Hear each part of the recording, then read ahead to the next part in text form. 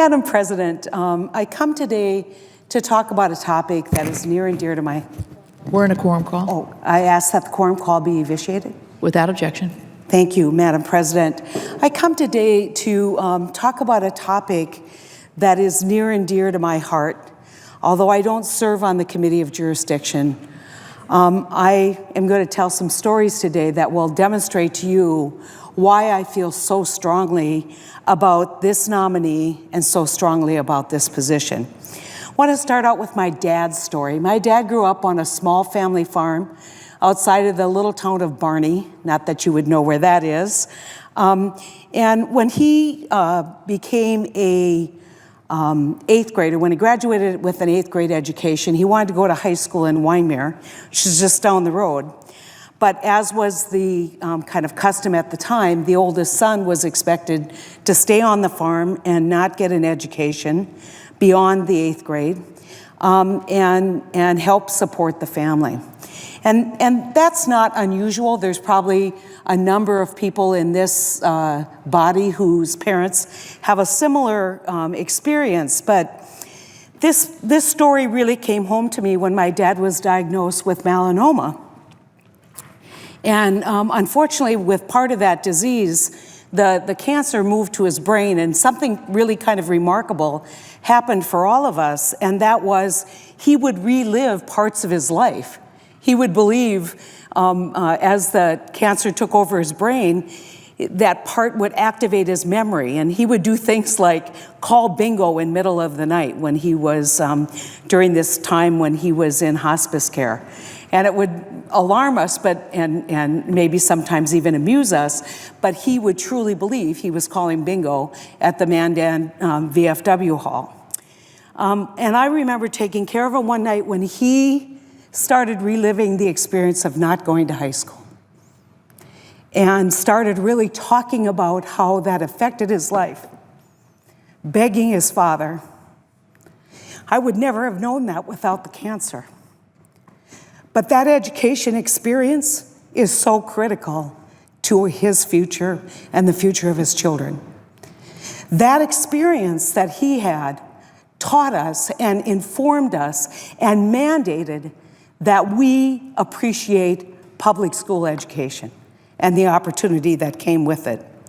And so that leads to our story, the 7 children of Ray Heitkamp, who had a great public school education in Manador, went to high school in Hankinson. Some of my siblings were fortunate enough to go to parochial school before St. Francis closed down, but we all graduated from Hankinson High School.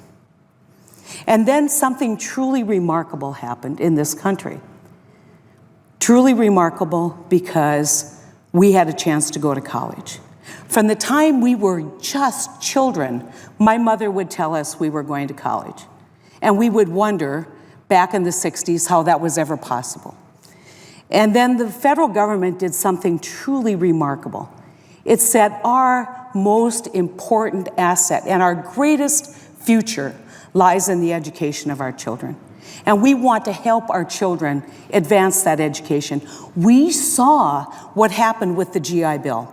When GIs came home from World War II and went to college, became doctors and lawyers, became bankers, became businessmen, and worked to build their communities. We saw that. And we said, wouldn't it be great if every kid had that opportunity, not just returning veterans, but every kid? And so I remember coming here, my first day that I presided in the United States Senate after I was elected in 2013. And I was so busy getting ready, or 12, I was so busy getting ready to serve that I hadn't really kind of gotten to that spot where you go, wow, I am standing in the most deliberative body in the world. And I am a United States Senator. And I remember gaveling in, asking Pastor Black to come forward and give the prayer, and then we turn, as the pages know, we turn and say the Pledge of Allegiance. And it was at that moment when I said, in what country can the daughter of a school cook and a construction worker serve in the United States Senate? We are blessed. We are blessed in this country to have opportunity. But that opportunity is diminished if we don't support public school education. That opportunity will not be available to future generations. We will continue to divide this country in ways that will destroy our democracy. So where do we go today? And how does this have anything to do with today? Well, this is our nation's story. Public school education, which began in Massachusetts, and every step and every development of public school education has expanded the opportunity for children with disabilities to achieve their highest calling through public school education. Children of a school cook and a construction worker to become a United States Senator. Any achievement you all have is because someone cared about your education and cared about your opportunities. And I was fortunate. I had parents who believed in education. Way too many children today are in homes where education isn't a priority. Maybe that home is racked with poverty, addiction, huge challenges, even housing. Homeless children deserve a public school education, deserve access to education. And so we are the envy of the world. Children in other countries die for the opportunity for public school education. This is foundational, not just to the individual development, but to the future of our country. So where are we today? Sure, we have challenges in education. No one's here denying that. No one's here saying our public school education system, our higher education system is perfect. The challenges that I have in North Dakota is achieving quality education in a rural setting. How do you do that when maybe you only have 2 high school seniors? And if they're going to go to the next school, they're going to drive at least an hour and a half a day. That's not unheard of. And I can only imagine what that looks like in Alaska. There are parts of our state where we are challenged every day in delivering high quality education. We have a technology barrier. Fortunately, in North Dakota, we've invested in technology. We have broadband in very many of our schools. That is not true across this country. We need to do more in broadband, bringing high-quality tools, education tools to schools.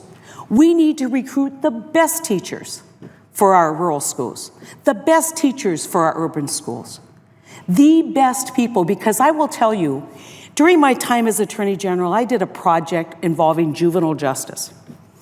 And we went around to all of the schools, mainly talking to junior high kids, because we believed that was the point at which they were making choices that may change the trajectory of their life. And so we were going around to all these schools talking to junior high kids. And one of the things these kids told us over and over and over again, they did not want their teachers to know when they had done something illegal. You know why that is? Not because they didn't trust their teachers with that information. The other group they didn't want to know was their parents, because kids didn't want to disappoint the heroes of their life. And contrary to what people think, because they think your heroes, children's heroes, or some sports hero or some rapper or some performer, that's absolutely not true. You know who kids' heroes are? First, they'll say a grandparent or a parent or a sister or a brother, one of their family. You know, the next, what you'll hear is their 3rd grade teacher, their 7th grade math teacher, their high school coach, who maybe made their life a little bit easier when they were in school. Those are their heroes. These are the people who are doing the critical work, all too often, of helping to raise our kids in very challenging circumstances. And so when we do not support public school education with highly qualified nominees for the highest education job in the country, what does that say to people who may choose a opportunity in education? It says we don't think very much of it. It says we're willing to just go ahead with a D- applicant, because maybe that applicant had a big checkbook. I want to talk a little bit about my colleague who's on the floor today, Patty Murray, and a colleague who's not, and that's Senator Lamar Alexander. I can only tell you, I was in state office when No Child Left Behind was passed. It was so apparent to me and everyone at that level that this was not a public policy that was going to achieve the intended results. But yet, we maintained that public policy for decades. Through gridlock, through the inability to sit down and compromise, through the inability to put politics aside and put children first. And then something remarkable last Congress happened. In a highly contentious, partisan environment, two great leaders, Senator Murray and Senator Alexander, sat down. And they knew the time had come to reversing the No Child Left Behind Act and replacing it with something that was going to be much more successful. And so Every Student Succeeds Act was passed, and we now are on the path of implementation. We've set a new policy for public school education. We need a leader in the Department of Education who believes in public school education and who can administer that policy, who can leave policy to the local and state school boards and to parents and to PTAs and to local folks. We've got policy. We need someone who can collaborate and implement and work with schools across our country to make this policy work, and then report fairly back to us when something's not working, to tell us that wasn't a good idea. We need more after-school programs. We need a hot lunch program that actually serves more kids in the morning so kids are ready to learn. That's what we need. So what did we get in this nominee? In my opinion, we got a highly unqualified nominee for one of the most significant positions in government for our most precious resource, our children. That's what we got. So I'm standing today explaining my belief that we need to do something different than approve this nominee, that we need to send the right message to all of those educators and all of those state officials and all of those parents who came together and worked with Senator Murray and Senator Alexander to form a policy. Dissent hardly anywhere. If it was whispered on the edges. We need somebody who appreciates that work, who understands that work, and who would never say that public schools are a dead end.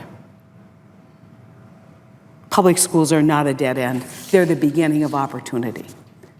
And we have to work hard to make sure that that happens, but we have to start from a foundational belief that public school education is critically important and needs to be protected and supported and advocated for. We have to start there, and I think we're not there with this nominee. Want to just say, it's not just my judgment that I bring to the floor of the Senate today. Bring to the floor the judgment of thousands of North Dakotans who have called me. I did something to hopefully give people greater access to my advocacy here for them. I opened up a portal on my webpage, and I asked people to tell us what they wanted to have done with these nominees. I have gotten thousands, in fact, 4,600. May not sound like a lot to other offices, but that's a lot coming from a state of only, 730 or 40,000 people. Of those 4,600, over half were on this nomination. And of those who called this office or sent a message through the portal, 92% of them said, please do not vote to approve Betsy DeVos. These are incredible statistics, very telling statistics. And I want to read some of the comments I received from North Dakotans. Received a comment from Amber from Burleigh County, who told me, my husband and I are both public educators, and we know how critical a good public school education is for students across North Dakota, including our 2 daughters. We need a leader in the U.S. Department of Education who supports students, teachers, and public schools. Unfortunately, Betsy DeVos wants to dismantle public schools. Judith from Cass County said, DeVos has no public education experience or training of any kind. She's never been a teacher or a school administrator. She's never served on any public board of education or even attended a public school. It's clear DeVos is not qualified to be the head of the U.S. Department of Education. Patricia from Bottineau County told me, as a former public school teacher and grandmother of 6, I do not support Betsy DeVos for Secretary of Education. She should not get this job. No experience in education other than her only experience in education is trying to get rid of public schools. In an editorial today in the Fargo Forum, not known for its liberal bias, I might say, very conservative newspaper in my state, said of Trump's cabinet appointments or nominees, Betsy DeVos is among the least qualified for the intended job because of her uninformed and ideologically skewed views of public education. Her ignorance was on display during her Senate committee hearing, during which she was unable to answer even softball questions about longstanding education policies.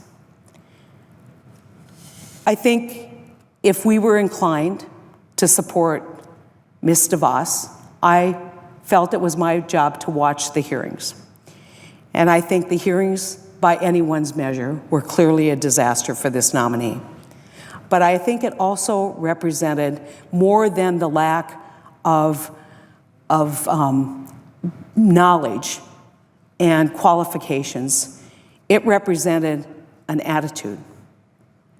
And that attitude is, it's clear she doesn't understand the importance of public schools and refused to rule out taking federal investments away from public schools. And in fact, I think was very clever in not revealing the true agenda, which is to privatize. Not just charter schools. In fact, some of the greatest charter school advocates in this country do not support her nomination. She doesn't understand basic education policy, yet she wants to lead the federal agency overseeing education in our country. She doesn't understand or know of current federal laws that support and protect students with disabilities. She showed her severe lack of knowledge about rural schools, which represent about 1/3 of the public schools nationwide. And she never attended or taught in a public school or had any of her children teach in a public school. So students, parents, and teachers across North Dakota have stood up to say no to Betsy DeVos. In the United States Senate, only one more vote's needed to stop this nomination from proceeding. I would ask my colleagues who have not yet made up their mind, my colleagues who I know care deeply about children, I would ask them to think about the great history of our country and think about the enormous privilege we had as children and as young adults to access that public school education.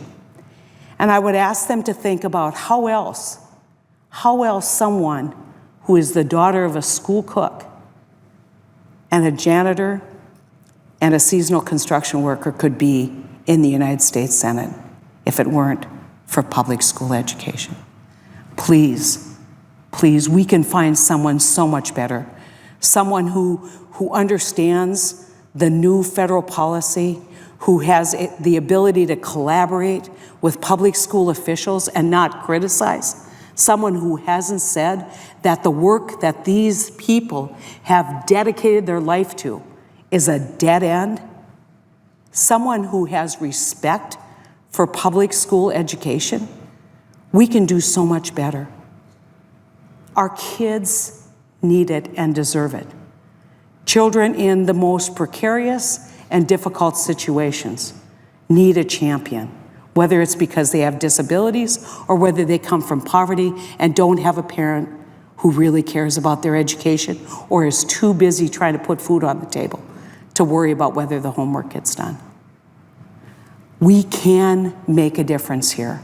We can send a message out to all of those school teachers who dedicated their lives, who are our kids' heroes, that their life work matters, and that we're going to send them the best this country has to offer to be their leader. With that, Madam President, I yield back my time to Senator Murray, and I note the absence of a quorum.